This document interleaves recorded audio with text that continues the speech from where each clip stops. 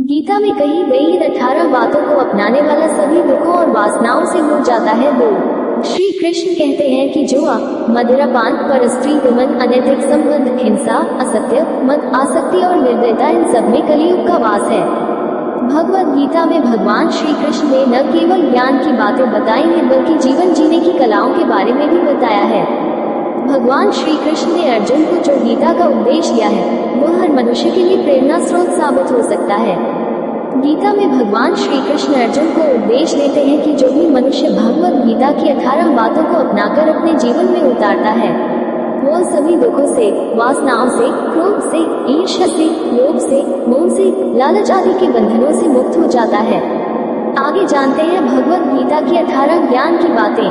पहली बात, आनंद मनुष्य के भीतर ही निवास करता है, परंतु मनुष्य उसे स्त्री में, घर में और बाहरी सुखों में खोज रहा है।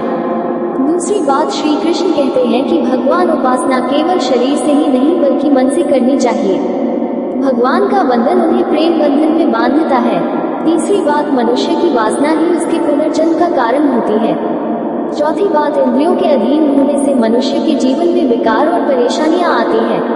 पांचवी बात, संयम यानी धैर्य, सदाचार, स्नेह और सेवा जैसे गुण सत्संग के बिना नहीं आते हैं। छठवीं बात, श्री कृष्ण कहते हैं कि मनुष्य को वस्त्र बदलने की आवश्यकता नहीं है, आवश्यकता हृदय परिवर्तन की है। सातवीं बात, जवानी में जिसने ज्यादा पाप किए हैं उसे बुढ़ापे में नींद नहीं आती। आठवीं बात, भगवान ने जिसे संपत्ति दी है उसे गाय अवश्य रखनी चाहिए। नवीं बात, जुआ, मदिरापान, परस्त्री गमन, अनैतिक संबंध, हिंसा, असत्य, मद, आसक्ति और निर्दयता, इन सब में कलियुग का वास है। 10वीं बात, अधिकारी शिष्य को सद्गुरु, अच्छा गुरु अवश्य मिलता है। 11वीं बात, श्री कृष्ण कहते हैं कि मनुष्य को अपने मन को बार बार समझाना चाहिए कि ईश्वर के सिवाय उसका कोई नहीं है। साथ ही यह विचार करना चाहिए कि उसका कोई नहीं है, साथ ही वह किसी का नहीं है। 12वीं बात, भोग में क्षण भर के लिए सुख है, साथ ही त्याग में स्थायी आनंद है। 13वीं बात, श्री कृष्ण कहते हैं कि सत्संग ईश्वर की कृपा से मिलता है, परंतु कुसंगति में पड़ना मनुष्य के अपने ही हाथों में है। 14वीं बात, लोभ और ममता, किसी से अधिक लगाव पाप के माता पिता हैं, साथ ही लोभ पाप का बाप है। 15वीं बात, श्री कृष्ण कहते हैं कि स्त्री का धर्म है कि रोज तुलसी और पार्वती का पूजन करे।